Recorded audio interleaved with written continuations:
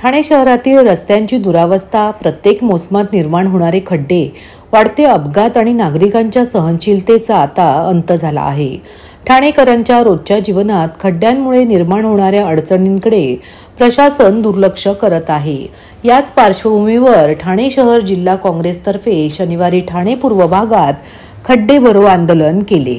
येथील नाखवा हायस्कूल परिसरात हे आंदोलन करण्यात आले, जिथे काँग्रेसचे पदाधिकारी, प्रभाग आणि वॉर्ड अध्यक्ष तसेच मोठ्या संख्येने कार्यकर्ते सहभागी झाले. आंदोलकांनी रस्त्यावरील खड्डे स्वतः भरून प्रशासनाच्या निष्क्रियतेचा निषेध केला. या आंदोलनाच्या माध्यमातून ठाणे महापालिका व सार्वजनिक बांधकाम विभागाच्या अपयशावर काँग्रेसने रोष व्यक्त केला. या आंदोलनाचे नेतृत्व काँग्रेस ब्लॉक अध्यक्ष निलेश आहिरे यांनी केले. त्यांनी स्पष्ट शब्दात सांगितले की ठाण्याच्या रस्त्यावर प्रवास करणे म्हणजे मृत्यूला आमंत्रण देणे.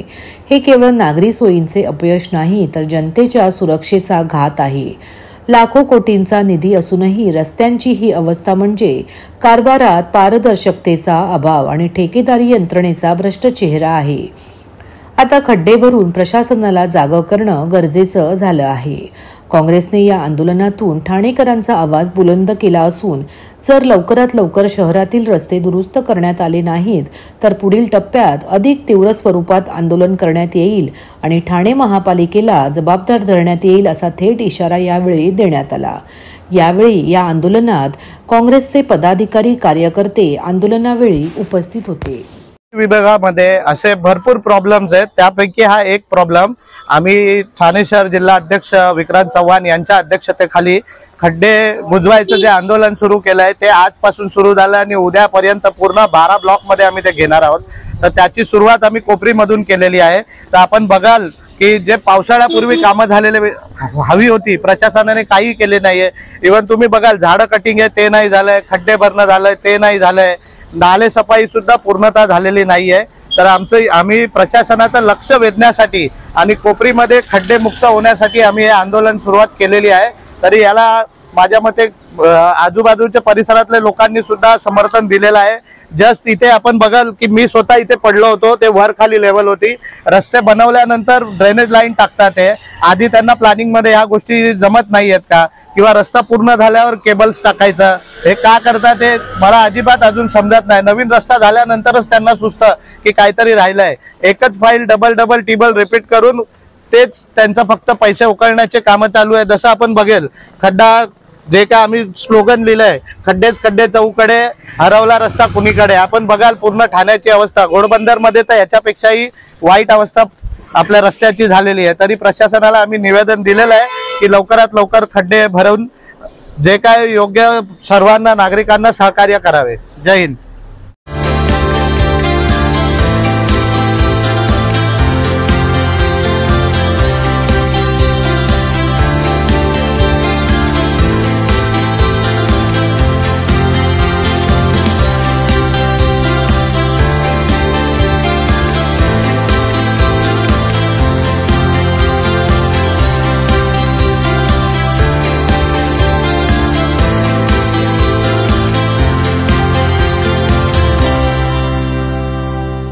सेवा धर्म पुण्यदान तर रक्तदान हे महापुण्यदान या युक्तीने आज 5 जुलै रोजी ठाणे रेल्वे स्टेशन परिसरात डॉक्टर राजेश मडवी फाउंडेशन, कैलासवासी वामनराव ओक रक्तपेढी ठाणे तसेच कैलासवासी वसंतराव डावखरे रिक्षा टॅक्सी संघटनेच्या सहकार्याने भव्य असे रक्तदान शिबिर आयोजित करण्यात आले होते. सदर शिबिरात अंदाजे शेकडो सदस्यांनी रक्तदानाचे महाकार्य पार पाडले. सदर कार्यक्रमास मान्यवर प्रमुख अतिथी म्हणून ठाणे शहर विधानसभेचे जनसेवक आमदार संजय केळकर, कोकण पदवीधर मतदारसंघाचे आमदार ॲडव्होकेट निरंजन डावखरे, भारतीय जनता पक्षाचे ठाणे शहर जिल्हा अध्यक्ष ॲडव्होकेट संदीप लेले, ज्येष्ठ माजी नगरसेवक संजय वाघुले यांनी हजर राहून रक्तदात्यांना प्रोत्साहित केले. त्याचबरोबर मंडळ अध्यक्ष रोहित गोसावी, वसंत डावखरे रिक्षा टॅक्सी युनियनचे अध्यक्ष राजू सावंत, डॉक्टर विवेक बोंडे, राजेश जाधव, कविता वालावलकर, निशिकांत महाकाळ आदी मान्यवर उपस्थित होते. विशेष म्हणजे ड्युटीवर असलेले PSI प्रवीण जाधव, हवालदार प्रमोद जाधव यांनीही रक्तदानाचे पुण्यकाम पार पडले. संस्थेच्या वतीने डॉक्टर राजेश मडवी व माजी नगरसेविका प्रतिभा मडवी यांनी सर्वांचे आभार मानले. फाउंडेशन आणि पनपिढी यांच्या माध्यमाने गेली 17 वर्ष हे रक्तदान शिबिर 7 वर्ष हा रक्तदान शिबिर चालू आहे आणि 7 वर्ष सातत्याने हे यज्ञ खऱ्या अर्थाने त्यांनी चालू ठेवलेलं आहे. एक अतिशय उत्तम काम हे वडील फाउंडेशनच्या माध्यमाने होतं. मी वडील फाउंडेशनच्या या उपक्रमाला मनापासून शुभेच्छा देतो आणि असंच यांचं कार्य सामाजिक क्षेत्रामध्ये वेगवेगळ्या दृष्टिकोनातून चालू आहे ते चालू राहू दे ही त्यांना. डॉक्टर राजेश मडवी फाउंडेशन तसेच वामनराव ओक रक्त केंद्र आणि काही गावकरी साहेब यांच्या रिक्षा युनियनच्या संयुक्त विद्यमाने आपण इथे ब्लड डोनेशनचा कॅम्प आयोजित केलेला आहे. हे या कॅम्पचं 7वं वर्ष आहे. आपण जर पाहिलं तर रक्ताची गरज नितांत आहे. संपूर्ण महाराष्ट्राचा विचार केला तर 7.5 लाख बाटल्या रक्त दरवर्षी लागतं आणि त्याच्यातलं 75% रक्तच संकलित होतं जे तिथेच एक्सचेंज डोनेट करून दिलं जातं. पण उरलेलं 25% रक्त हे कमी पडतं. तो रक्त तुटवडा भरून काढण्यासाठी आपण दरवर्षी हे कॅम्प घेतो आणि स्वतः डॉक्टर असल्यामुळे काहीतरी आपल्या समाजाकडे ऋण आहे त्या दृष्टीने पण आपण हा कॅम्प घेतो. एक अनुभव असा आहे की गेल्याच आठवड्यात पुण्यावरून फोन आला की आम्हाला ORH निगेटिव्ह रक्ताची गरज आहे जे दुर्मिळ असतं. तर मी आपल्या वामनराव ओक ब्लड बँकेमध्ये आपले बलकवडे जे आहेत सुरेंद्रजी त्यांच्याशी चर्चा केली की आपल्याकडे उपलब्ध आहे का, इथून आपण तिथे पाठवू. त्यांनी मला त्वरित सांगितलं आपली ब्लड बँक पुण्याला पण आहे, आपल्याला पुण्याकडून लगेच उपलब्ध होईल. तिथे आपण फोन केला आणि तिथे रक्त होतं ते आणि त्या रुग्णाला आपण तात्काळ 1 तासात आपण तिथे रक्ताचा पुरवठा तिथे केला.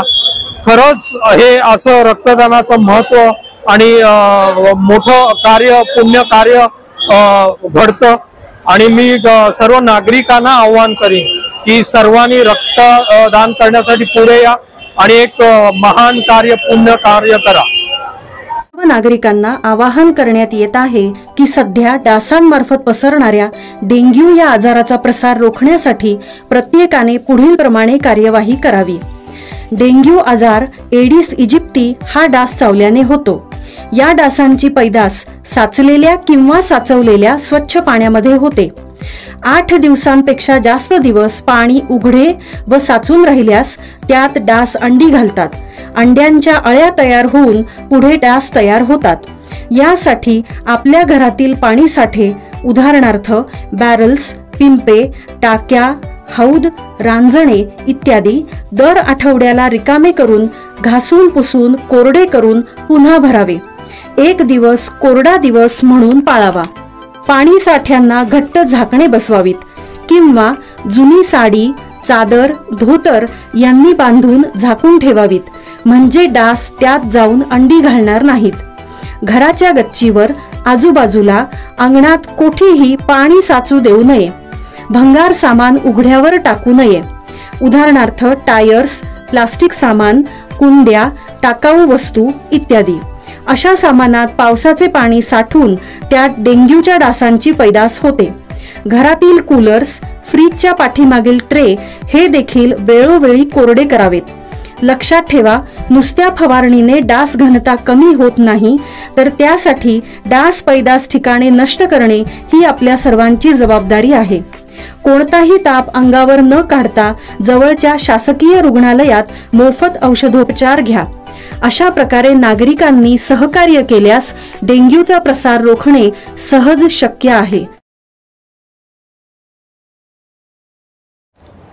गांजा विक्रीसाठी आलेल्या 3 आरोपींना ठाणे गुन्हे शाखेने अटक करून 37 लाखांचा गांजा जप्त केल्याची माहिती पोलीस उपायुक्त अमरसिंग जाधव यांनी पत्रकार परिषदेत दिली. भिवंडीचे गुन्हे शाखा युनिट 2चे वरिष्ठ पोलीस निरीक्षक जनार्दन सोनावणे यांना गुप्त बातमीदारातर्फे माहिती मिळाली की भिवंडी या ठिकाणी फैजल अकबर अन्सारी हा व्यक्ती गांजा हा अंमली पदार्थ विक्री करण्यासाठी अब्दुल रेहमान अन्सारी याला विक्री करण्यासाठी घेऊन येणार आहे. त्या अनुषंगाने जनार्दन सोनावणे यांच्यासह सहाय्यक पोलीस निरीक्षक धनराज केदार आणि पोलीस पथकाने त्या ठिकाणी सापळा रचून फैजल अकबर अन्सारी वय 44 वर्ष, अब्दुल रहमान मुजाहिद अन्सारी वय 20 वर्ष, अनवर जमीलुद्दीन अन्सारी यांना अटक केली। यातील पहिल्या दोघांच्या आणि तिसऱ्या इसमाच्या राहत्या घराच्या पडवीमध्ये 74 किलो 548 ग्रॅम वजनाचा 37,37,400 रुपये किमतीचा गांजा हा अंमली पदार्थ मिळून आल्याने तो जप्त करण्यात आला। त्याबाबत भोईवाडा पोलीस ठाणे येथे गुन्हा दाखल करण्यात आला असून पुढील तपास गुन्हे शाखा घटक 2 भिवंडी करीत आहे। गुन्हे शाखा घटक 2 चे पोलीस निरीक्षक श्री सोनवणे, एपीआय केदार आणि एपीआय माळे आणि त्यांच्या टीमला गोपनीय माहिती मिळाली होती की फैजल अन्सारी हा भिवंडीमध्ये गांजा विक्री करण्यासाठी येणार आहे। त्या अनुषंगाने एसीपी शेखर बागडे यांच्या मार्गदर्शनामध्ये घटक 2 चे अधिकारी श्री सोनवणे आणि त्यांच्या टीमनं सापळा कारवाई आयोजित केली। त्यामध्ये फैजल अन्सारी आणि त्याच्यासोबत अनवर अन्सारी आणि अब्दुल अन्सारी अशी 3 इसमांना ताब्यात घेण्यात आलं। त्यामध्ये अनवर अन्सारी याच्या घरामधून आणि ताब्यात घेतलेल्या 2 इतर संशयित इसमांकडून एकूण जवळपास 74 किलोचा गांजा अंमली पदार्थ हस्तगत करण्यात आला, जप्त करण्यात आला। त्याची अंदाजे किंमत 37 लाख रुपये आहे। त्या अनुषंगाने भोईवाडा पोलीस स्टेशन येथे गुन्हा दाखल करण्यात आला असून सदरच्या आरोपींना मान्य न्यायालयामध्ये आज हजर करण्यात येणार आहे। फैजल अन्सारी जो आरोपी आहे त्याच्यावर यापूर्वी 2 NDPSच्या कायद्याने गुन्हे दाखल आहेत आणि इतर आरोपींवर देखील काही गुन्हे दाखल आहेत। त्या अनुषंगाने पोलीस माहिती घेत आहेत। कुठल्या राज्यातून प्राथमिक चौकशीमध्ये फैजल या आरोपीनं सदरचा गांजा हा ओरिसा राज्यातून आणल्याची प्राथमिक माहिती मिळाली।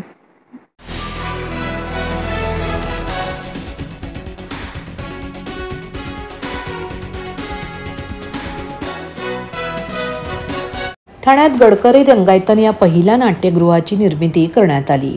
या नाट्यगृहाच्या निर्मितीच्या निमित्ताने ठाण्यात मोठी सांस्कृतिक चळवळ उभी राहिली। ठाण्याच्या मध्यवर्ती ठिकाणी हे नाट्यगृह असल्याने साऱ्यांना सोयीचे होते। मात्र घोडबंदर पट्ट्यात नव्याने निर्माण होणाऱ्या दुसऱ्या ठाण्यासाठी एक नवे नाट्यगृह हवे अशी मागणी जोर धरू लागल्यानंतर हिरानंदानी मेडोज या कॉस्मोपॉलिटियन परिसरात डॉक्टर काशीनाथ घाणेकर नाट्यगृहाची निर्मिती करण्यात आली। मात्र या नाट्यगृहाची निर्मिती होऊनही नाट्यकर्मींचा ओढा हा गडकरी रंगायतनकडेच अधिक राहिला। यामुळे याच ठिकाणी मोठ्या प्रमाणात नाटके होत असून शाळांचे स्नेहसंमेलन देखील साजरे होतात। गडकरी रंगायतनची पूर्वीची आसन क्षमता 1050 एवढी होती, ज्यामध्ये मोठ्या प्रमाणात नाट्यरसिक बसू शकत होते। मात्र नूतनीकरणानंतर आता हीच आसने व्यवस्था केवळ 850 एवढी होणार आहे। त्यामुळे जवळपास 200 आसने या नाट्यगृहातील कमी होणार आहेत। नाट्यप्रेमी ज्येष्ठ नागरिकांसाठी लिफ्टची सोय, नाट्य व सिनेमांसाठी लागणारी ध्वनी व्यवस्था, आरामदायी आसन व्यवस्था अशा अत्याधुनिक सोयीने ठाणेकरांसाठी सज्ज होत असून आतापर्यंत महापालिकेने केलेल्या कामाबद्दल समाधान व्यक्त केले। तसेच रंगकर्मींची गैरसोय होणार नाही यासाठी त्यांना आवश्यक असलेल्या सर्व बाबींचा अंतर्भाव करण्यात आला आहे। आसन व्यवस्था या आरामदायी असाव्यात, तसेच स्टेजवरची ध्वनी व्यवस्था सर्वोत्तम दर्जाची असावी। रंगमंचावरील ध्वनी व्यवस्था व प्रेक्षागृहातील ध्वनी व्यवस्था स्वतंत्र असल्या पाहिजेत याकडे कटाक्षाने पाहिले गेले आहे। त्याचप्रमाणे वातानुकूलित यंत्रणा ही दोन्ही ठिकाणी स्वतंत्र ठेवण्याच्या सूचना खासदार नरेश मस्के यांनी पाहणी दरम्यान दिल्या।